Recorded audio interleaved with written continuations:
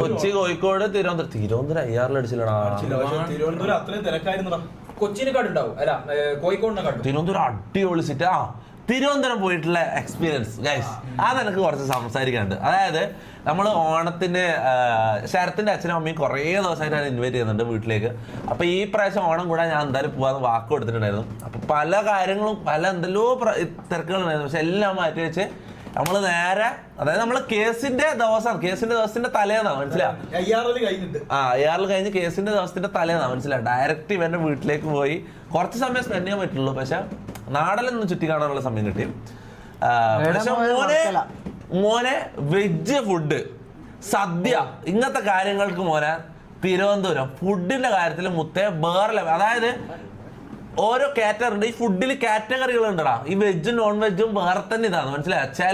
ചില സ്ഥലത്ത്, അതായത് നമ്മള് മലബാറിൽ തിന്നുന്ന നോൺ വെജ് ചിക്കനും ബീഫും ഇല്ലേ, അതിനേക്കാളും ടേസ്റ്റ് വെജിറ്റബിൾ സാധനങ്ങൾക്ക് ഉണ്ടാവുമെന്ന് അറിയുന്നത് ഞാൻ ട്രിവാൻഡ്രം പോയിട്ടാണ് മനസ്സിലാവും. അമ്മായൊരു ടേസ്റ്റ് മനസ്സിലായ. സദ്യ ആയാലും ബാക്കി എന്താണുള്ള കാര്യം പറയാം. ഇതിന്റെ നോൺ വെജ് ഞാൻ അവിടെ ഒന്നും ട്രൈ ചെയ്തിട്ടില്ല, കഴിച്ചില്ല.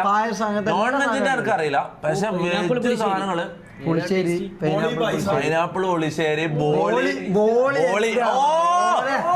ട്രൈ ചെയ്യാത്തവരോട് പറയുന്നത് ബോളി എന്ന് പറഞ്ഞൊരു സാധനമുണ്ട്. ബോളി ഞാൻ ആദ്യമായിട്ടാണ് കാണുന്നത്. ബോളി എന്ന് പറഞ്ഞൊരു സാധനം പായസവും പപ്പടവും ബോളിയും സെറ്റ്. പിന്നെ ട്രിവാൻഡ്രത്ത് ഞാൻ ശ്രദ്ധിച്ച വേറെ കുറച്ച് കാര്യങ്ങളുണ്ട്. ഭയങ്കര വൃത്തിയാടാ. അതായത് നമ്മളെ നാട്ടിലോ അല്ലെങ്കിൽ ഗീഡിയോ കൊച്ചിയിലുള്ള പോലും അല്ല. അതെന്ന് പറഞ്ഞാൽ നിങ്ങൾ ഞാനും അതിൽ ഇവനും ട്രിപ്പിൾസ് പോകുന്നൊരു റീലുണ്ട്. അതിൽ തന്നെ നിങ്ങൾ ശ്രദ്ധിച്ചാൽ അത് റാൻഡം സ്ഥലമാണ്. അവിടെ എന്ന് പറഞ്ഞാൽ റോഡുകളും സൈഡും എല്ലാം മൊത്തം ഭയങ്കര വൃത്തിയാണ് മനസ്സിലാവും. ഭയങ്കര.